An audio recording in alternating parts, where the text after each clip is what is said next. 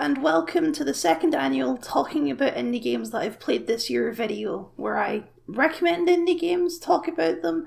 I don't know, I haven't really decided what this is yet. I've only done it once before, but we'll see how it goes. I'm doing it again, because it was fun. We're starting things off strong this year with a game called Pupperazzi. It's a game where you take pictures of dogs. I don't really know what else to say. Do you need more selling points? It's a game where you take pictures of dogs. They're wearing cute hats and outfits. You can take different pictures in different environments. You can put on filters. It's part of a very specific subgenre, which I've noticed cropping up a lot this year, which is the taking pictures of cute things genre. Probably because a new Pokemon Snap came out recently, I think. But you know, this one's got dogs, so it's better? 2022 was the year that I finally sat down and played Firewatch, which is a very classic indie game, very 2016, which is the year it came out according to my notes on this other screen here. This has for a long time been recommended to me by my friend and podcast co-host Nathan, who champions this game to no end, and I think he once described it as a playable therapy session, which is not inaccurate. It's one of those games where you walk around while a story kind of unfolds. There's some dialogue choices to make, but they're not really important. It's mostly about the journey that you're going on with this character. But it's very pretty and very classically indie. It's a game that only really makes sense in the indie game genre. But, you know, it's a classic, and I'm glad I finally got to play it. It's well worth your time. The Pedestrian is a puzzle platformer, and I'm usually not a big fan of puzzle platformers, but this one, it caught my eye because the visual style of it was really interesting. As you can see from the trailer playing, hopefully beside me, it's all arranged on street signs, so you play as a little crosswalky man or lady. It's a visual gimmick that never gets old because they basically do everything you possibly can with it. You jump from different signs, you go across the city on this big long journey, and then you get to a really weird ending that I don't want to spoil, but it was very strange and I don't quite know what they were going for. If you've played the game and understand the ending, please explain it to me because I don't understand. Last year, or 2021, was the year that The Forgotten City finally came out, and I didn't play it that year, but I did play it early this year, and wow, it lives up to the hype. If you don't know, The Forgotten City is actually an adaptation of an old Skyrim mod from like 10 years ago or so, that was so good that they decided it was good enough to be its own game. So they took it out of Skyrim, they changed the setting from Skyrim Nords to ancient Rome, but the story is much the same. I think, actually I've never played the original mods to be honest, but you can definitely tell from playing it that it's a Skyrim mods. There's a lot of weird Skyrimisms in the controls and just the way it plays, especially when you get a bow. Spoiler alert, it plays exactly like Skyrim. But it's just an insanely cleverly written game. I don't want to spoil too much because I think part of the game is discovering how it all works yourself, but I will say it's a time loop game. I don't think that gives too much away. That's kind of the core mechanic of the game, is it keeps looping around in circles and you discover more and more things with each time loop, but it's very cleverly written with how it all unfolds. There's not loads of replayability because of that, because once you've figured it all out, you've figured it all out. There are some different choices you can make at the start of the game about your backstory, but they don't really affect enough to make it justify a new playthrough. But for one playthrough, it's still absolutely worth your time to check it out. Going Under, internships are heck. So, I don't usually play roguelikes. At least, I didn't until I played Hades. Now, starting at Hades is, you've hit the peak of roguelikes basically. Anything else is going to be downhill from there. So I'm going to say that Going Under, which is also a roguelike with very similar mechanics to Hades, is not as good as Hades, but still pretty good. It's a very funny and very charming game. It's all arranged around working at this sort of Amazon parody type company where you're running down doing these dungeons that are sort of vaguely fantasy, not quite fantasy. They're sort of themed on what the old businesses were based on. It's hard to explain, but it makes sense when you're actually playing it. It's very charming, the satire's on point. The gameplay distinction here is that you don't go in with weapons, you kind of pick up weapons as you go and they degrade over time, so it's a bit more randomised in that way. As I say, it's not as good as Hades, the gameplay isn't quite as fluid, and the NPCs, while charming and well written, do run out of dialogue far before you finish actually playing the game, which makes the back half of the game a bit of slow. But it's still fun, it's still charming, I still enjoyed my time with it, and if you're looking for a replacement for Hades, this is a good substitute until Hades 2 comes out. Lake is a weird game. I described it after I first played it on my Twitter stream where I was recording every game I played in the last year.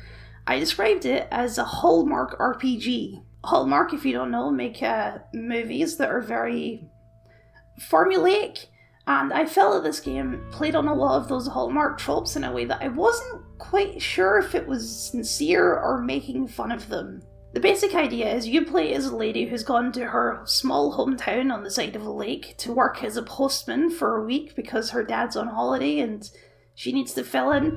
It's weird, it's like a Hallmark movie, right? They've got to go to the small town and do a strange job even though they've got their big job in the city. And while you're there, you basically, through the RPG mechanics of the game, decide what kind of Hallmark story this is. Does she find love in this small town? Does she go back to the big city? Does she decide she prefers the small town country life? It's that sort of thing. And also you deliver some mail in a truck. It's interesting, I mean, based on this description, you probably already know if the game's going to appeal to you or not. The lumberjack creeps me out, he's a bit of a pushy weirdo, which I guess some people might find romantic, but I just find him to be a pushy weirdo, so go with the video storekeeper instead. Also, and one of the most obscure things I've seen all year, the main character from The Detectorists, which is a BBC sitcom. It's a BBC, I don't know, it's British. He's played by the dude from Pirates of the Caribbean, this guy. He shows up in the game for some reason, like he's an Easter egg, you get an achievement for talking to him. It's really bizarre. I don't know why he's there. The game is set in like the middle of the States, so I don't know. But yeah, it's an interesting one. It's different, and if it sounds like something you might enjoy, then you should give it a try. Tinykin was one of my favourite games of the year. From what I understand, it's kind of based on Pikmin, which is a game series on the Nintendo consoles, which I've never played because I don't really do Nintendo. But if it's anything like this, then they're probably really good as well. The basic idea is you run around this big area and you gather up these little dudes. You get lots of little dudes and they all have specific abilities. Like you've got ones that can pick things up, you've got ones that can kind of form into ladders, you got ones that can form into bridges, different things that can help you traverse the environment. Oh, there's some that are bombs as well, and they blow up and die, and they're very happy about it. It's a good game. It's kind of a game that's perfectly tailored for me, because what you do in this big open world environment is collect stuff. And I love collecting stuff. I'm all about collecting stuff. So running around collecting stuff while this awesome music plays, and the gameplay mechanics are quite fluid and you can sort of dart around. Oh, and also it has this really interesting 2D on 3D art style where everything is in 3D but it's all animated on 2D planes. It's kind of hard to explain, but once you see it, it makes sense. It was really good fun, really enjoyable. I really hope they make another one because I want more rooms to explore. Tunic, or Tunic, depending on how you pronounce it, I don't actually know, is one of those classic games where one person made it, or mostly one person. I think there was a couple of people who helped, but it was mostly made by this dude called Andrew Schuldice. I don't know if that's how you pronounce it, but it's one of those games that has such a clear, concrete vision to it that you can clearly tell that one person made this. Tunic was another one of my top games of the year. It's a cross between the old Zelda games and Dark Souls, kind of. So it's got all the old exploration mechanics of the old Zelda games with a combat system that's closer to Dark Souls, with potions and, bosses that kill you a bunch. Combat and bosses were whatever, but what this game does super, super well is the sense of exploration.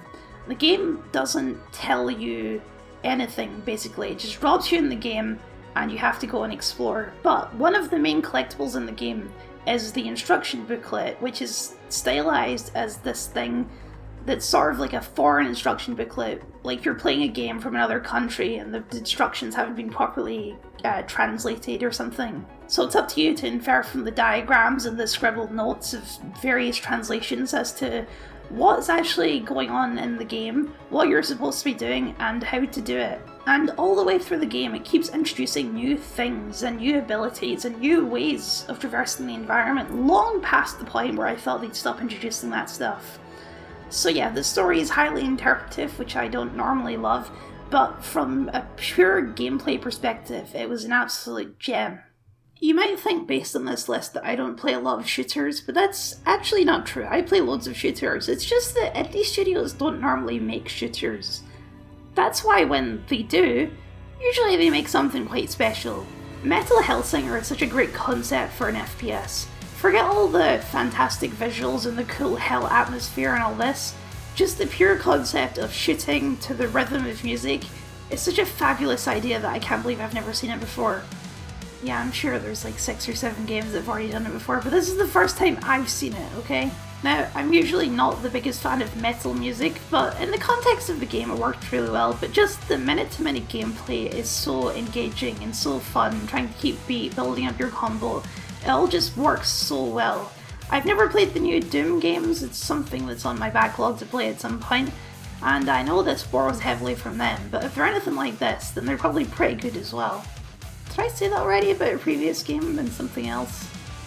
It's a game that's ripe for a sequel. They definitely tease a sequel at the end, and I think a sequel could build upon the concepts in this game quite a lot. But I kind of want to see it just branch out into different genres. We got Metal Hellsinger, and then we get Dubstep Hellsinger, and then Opera Hellsinger. Come on, admit it, you play Opera Hellsinger. Beacon Pines is a game that I've wanted to like more than I did. It's got potential, it's got a lot of potential. It has the potential to become like an Undertale level game with a massive fandom, I think. But I don't think it's going to, just purely because I don't think it's as clever as it thinks it is. The core concept of it is, it's a game that is a choose-your-own-adventure book, like those old Goosebumps stories or something, where you go up a certain path and then you die and you have to go back previous to a page. It's arranged like that in the game. There's a tree with branching paths that you can go up and down. And with each branch, you're kind of learning more about the story and different characters, because in this branch you interact with this character, and in this branch you never talk to that character. So that's the basic concept, and it's a clever idea, but at the end of the day, there's just not enough paths to make it more than a gimmick. And outside of a few examples, it's actually pretty linear. You go up this path and then you unlock the ability to go to this path and this path. So the story does unfold in a linear fashion. And personally, I don't love that. Mostly because the ending that turned out to be the final ending probably isn't the one I would have chosen. It was fine, but I felt more invested in some of the other paths than on this one. So it kind of dulled the thing for me a bit. It's still a clever game, it's well written, it's charming, it's got that classic indie flair, it's got a really cool art style, but I just wish it had been expanded upon more than it is. The idea is you can choose different dialogue options that branch different paths with these badges, and you get way more badges than you ever actually use, which I found very strange. Even if they just had a bunch more options where you choose something wrong and then instantly fail, I think that would have been preferable. It would have added more depth to it than is really there. The final game, because I only really structured this chronologically, is a game that I'm not even particularly sure I liked, but it might be interesting to talk about.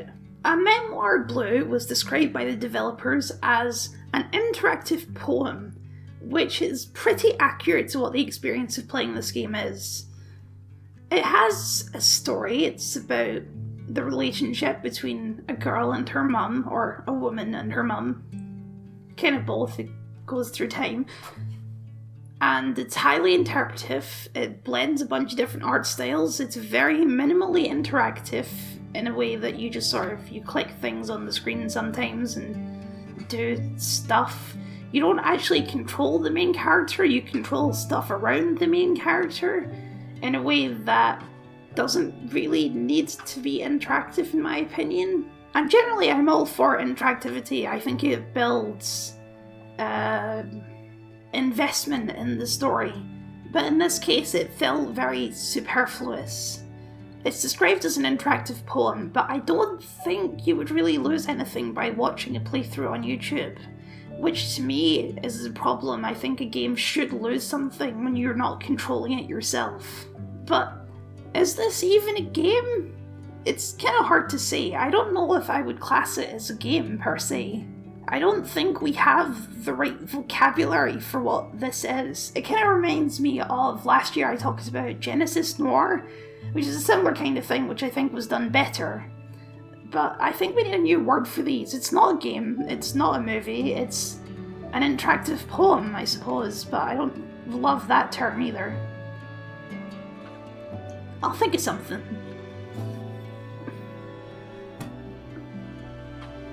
Later. I'll think of something later. And those are my games of 2022. They didn't all come out in 2022, though I think most of them, aside from Firewatch, came out in the last couple years or so. So, maybe slightly more relevant than last year. I love indie games. I think more people should play them because they give you such a wide variety of experiences from game to game. And they're short and sweet, unlike the big long games that you get in the AAA industry these days. So, thank you very much for watching, especially my patrons who support the things I do, and if you want to join them, you can find the link in the description below, along with likes, comments, and subscribes. I hear giving a prompt for comments helps to add comments, so tell me your favourite indie games of the year, I might give them a try. If you're looking for more videos of this unscripted nature perhaps, then you can check out last year's video up here.